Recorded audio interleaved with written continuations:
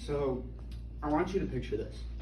Imagine that your entire life is about you feeding off of the land, that you have to go outside and you have to gather food and minerals and everything that you want to use, that you have to go outside and do it yourself. And you work 12 to 14 hours a day. And once you're done with that day, you get inside, you're all sweaty, you're covered in dirt in places that you didn't know you could get dirt, and you have no clean water. You go into your shower, you turn the faucet, nothing comes out. And that's the problem that I want to be talking about today, is that Native Americans do not have access to clean water. Now, this really started way back. We all know the stories of how we've treated Native Americans over time. Now, how many people here have actually met a pure Native American?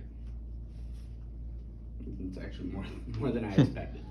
But so the first Native American reservation was founded in 1786, and then this led to the Dawes Act, which was they basically sectioned off land in boxes for each Native American family that they could use. And obviously that was eventually overturned as we kept pushing them west and pushing them out. And this leads to us today. And about half of the Native American reservations today do not have consistent, lasting access to clean water. The first place that I wanted to talk about is the Colorado River Basin. Now, this is a stretch of water that is from Utah and Colorado that leads down into Arizona and New Mexico.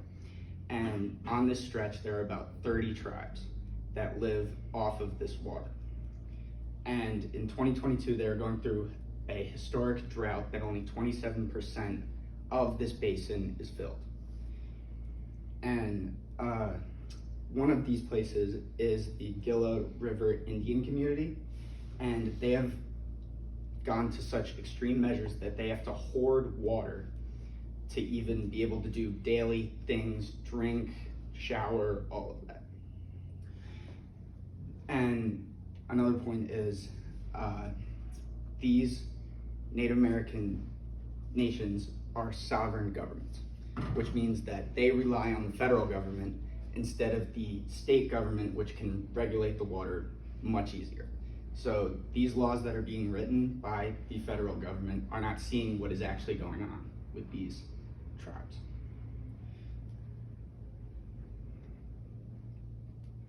As of right now, 22 of these 30 tribes have rights to the water in the basin. And it was not easy for them. They had to go to court, they had to work out settlements, and just to even get these rights. And they are still fighting for them today. And they're preparing for even more cuts. So all they want is a voice to be heard. The next thing I wanted to talk about is the Keystone Pipeline. Now, I'm sure you've heard about this on the news. This has been a problem for about 14 years. And so the Keystone Pipeline is a pipeline in Canada by TC Energy, which is TransCanada, and it was started in 2010. And this pipeline carries tar sands oil, which is the most acidic and dirtiest fossil fuel that exists. And so the Keystone Pipeline XL is to take that tar sands oil from Canada and bring it all the way down to the Gulf of Texas. And when they proposed this, it was supposed to go through 2 Native American tribes. And the company was aware of this when they did it, and it was voided because it would lead to their drinking water being directly affected. And the acidity of the tar sands oil makes it more likely that it'll leak through the pipes and go into their drinking water. This problem has led on, and it first started with President Obama, that he voided it. And then once President Trump came into office, he gave them the right of way to go through, and there was a major leak in 2019 in South Dakota, and there were hundreds and hundreds of thousands of gallons of this tar sands oil that was leaked. And the major thing is, it's the principle of it. It may be better economically for us, but is it really helping the people that were here first?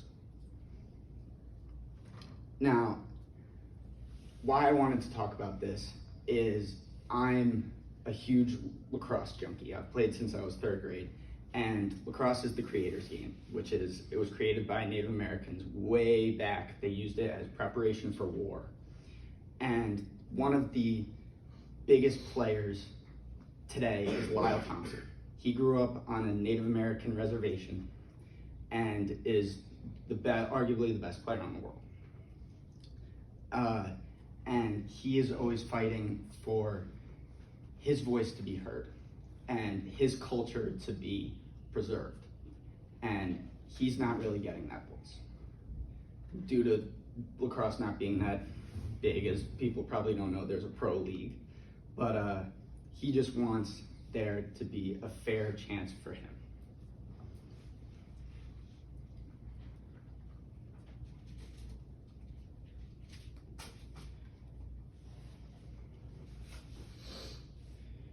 We need more people like Lyle Thompson to speak up and to talk, and for us to be able to hear their voice, to listen to them.